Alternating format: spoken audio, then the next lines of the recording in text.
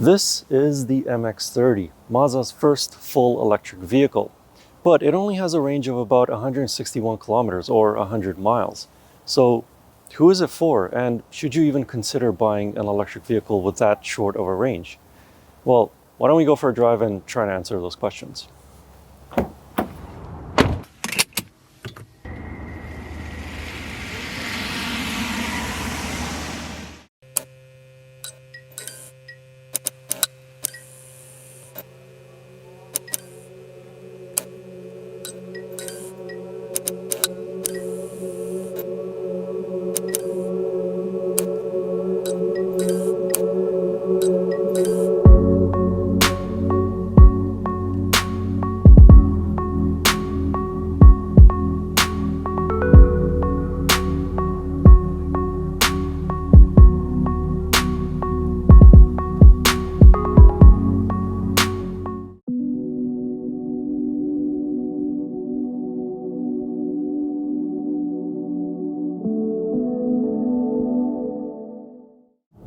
Under the hood of the Mazda MX-30, you will not find a trunk or frunk like how you would in the Ford Mach-E.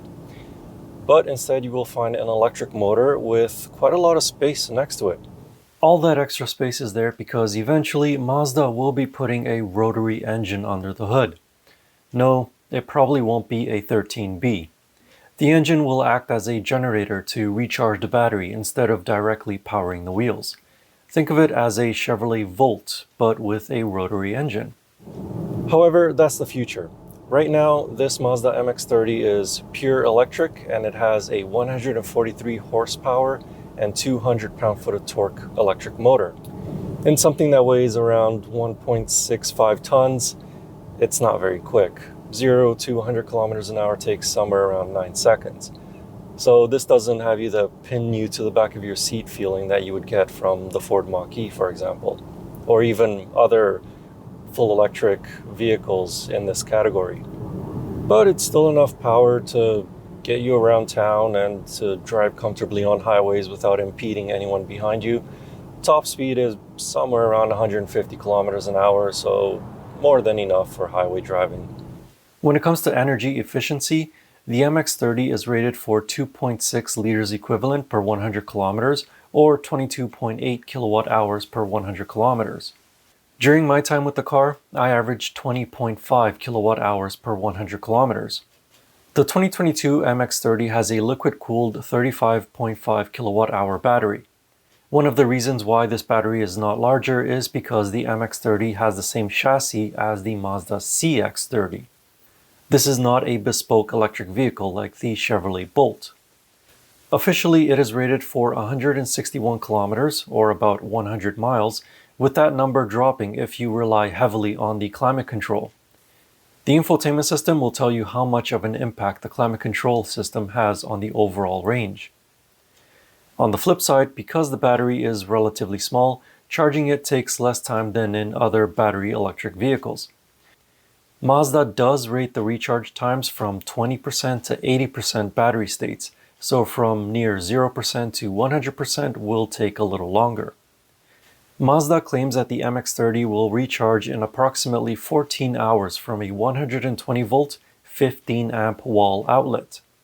A level 2 30 amp charger will do it in almost 3 hours, and a level 3 50 kilowatt DC fast charger will recharge the MX-30 from 20% to 80% in 36 minutes.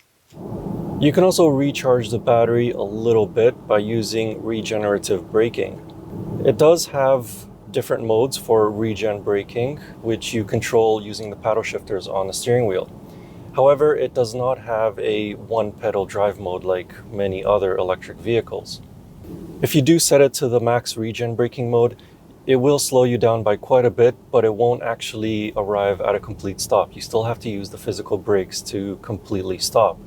A little caveat with that last note there, you will not get max regen braking if the battery is approximately 90% or higher in charge. Mazda's engineers don't want you to overcharge the battery, so it's just something for you to be aware of. And speaking of slowing down, the Mazda MX-30 has brake-by-wire brakes.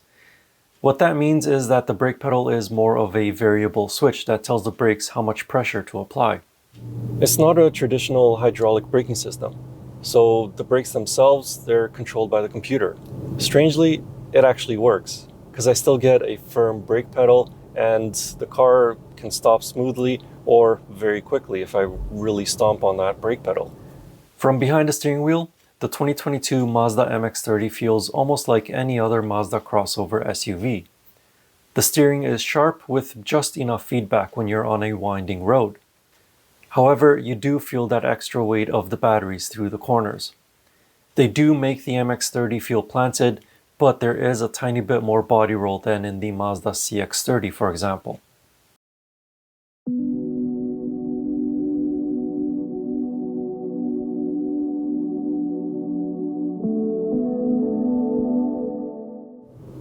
The ride of the Mazda MX-30 is not too bad. It's actually very similar to the CX-30 of which this is based on. So you will feel bumps in the road, but they're not going to feel overly jarry or as though you're going to break your back. You can comfortably drive down the roughest city streets and still feel comfortable. As for noise, well, because it is an electric vehicle, there is no engine noise to talk about, but you still do get this sort of sci-fi electric noise being pumped in through the stereo system. And it sounds like this.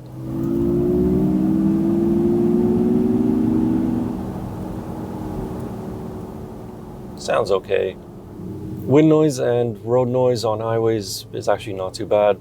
You don't really hear it too much. So overall, this is a very quiet car. One thing that I have noticed though is that when you're on really rough roads and the chassis flexes, you can hear a little bit of squeaking from the B-pillars where the doors meet. Like I said, this only happens on really, really rough roads, so on normal everyday roads, you won't really hear it. Now let's look at the interior of this unique little crossover. And for the most part, it looks like pretty much any other Mazda vehicle, apart from this center console part, which I'll get to in just a sec. In front of the driver is a digital display with a few analog gauges. They are obviously different looking than any other Mazda vehicle because it has to show you electrical information like the charge and the power, as well as your electric range. And the fuel gauge that is normally a fuel gauge in other Mazda vehicles is now a charge gauge, but it also tells you the exact amount of battery charge and how much range you have left. The steering wheel is identical to the Mazda CX-30, so no difference there. The infotainment system is also the same as you would find in other Mazda vehicles. However, it does include electric vehicle information. So for example, the battery state, your energy efficiency history, what your driving range is with and without climate control, and all those other electric vehicle sort of information. My only complaint with it though is that it's not a touchscreen, so you have to use this rotary dial, which it works with this infotainment system just fine. But every time you use Android Auto or Apple CarPlay, you still have to use this rotary dial. And those systems were not designed with this in mind. They were designed with touchscreens in mind. So it can be a bit convoluted to control those systems. But otherwise, they still work just fine. Now let's talk about this center console. And the climate controls are a mix of touchscreen controls as well as physical buttons. I'm not sure why they decided to include both, but I'll take it. I'm not going to complain because I love physical buttons. For the most part, you can just use the physical buttons to control the climate, but for the heated seats and the heated steering wheel, you do have to use the touchscreen, which I'm okay with. The shifter is very unique looking, but it's pretty straightforward to use, and below it is the controls for the infotainment system as well as your electronic handbrake. The center console is a floating design, so you do have space underneath it, and it's lined with cork because Mazda used to be a cork manufacturer back in the 1920s, I believe. And you also have it on the covers of the cup holders as well as on the inside of the door handle pulls. Thing is about these cup holders is that if you have anything larger than a medium coffee, for example, and you move the armrest in its forward position, it's gonna hit. So just something to be aware of. And the other thing that I can't help but notice is that if you have a fizzy drink, or basically anything other than water, I can't help but think that this cork might get stained after a while. Just something to think about. As for space in the center console, there is a little bit of it, but because it's not covered, anyone can peer through and see what you have in here, like cables and a GoPro in my case. As for interior space, I am 6'4" and I have absolutely no complaints up here in the front. Legroom and headroom are completely fine. Visibility out the front is good, as well as the side, but blind zones are pretty big because of these thick B-pillars where the doors meet. However, blind spot sensors are standard on the Mazda MX-30. Getting into the back is pretty straightforward. However, the front door must open in order for you to open this back door. And if there's somebody sitting in the front, make sure that they are unbuckled. Otherwise, they could get choked. As for the back seat room, well, as you can see behind my driving position, it is incredibly tight. I can't really fit in here. Headroom, it's okay, but obviously legroom is a big issue.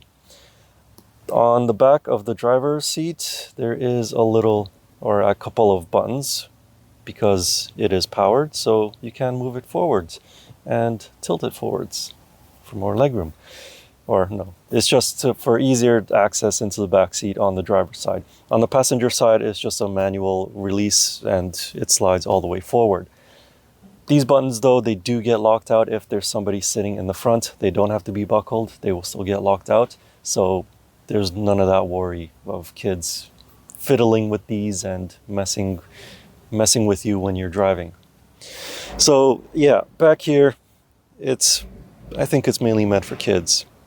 As for materials in the Mazda MX-30, it's a blend of usual stuff that you would find in other Mazda vehicles, but as well some more environmentally friendly options. So on the seats, the upholstery is a denim-like material.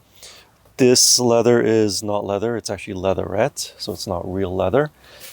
I mentioned earlier the cork on some surfaces, and on the doors, it has this sort of fuzzy recycled plastic material to it. I think it's nice. It's a nice blend of all these different materials, and I also like the color of this leatherette. Nice contrast brown with the white recycled plastic fuzzy feeling trim and the cork. It's nice. In the trunk, the Mazda MX-30 has 405 liters of space with the rear seats up and 1,028 liters with the rear seats folded. These numbers are for this GT trim with the sunroof. Without the sunroof, the cargo capacity increases to 431 liters and 1,053 liters respectively.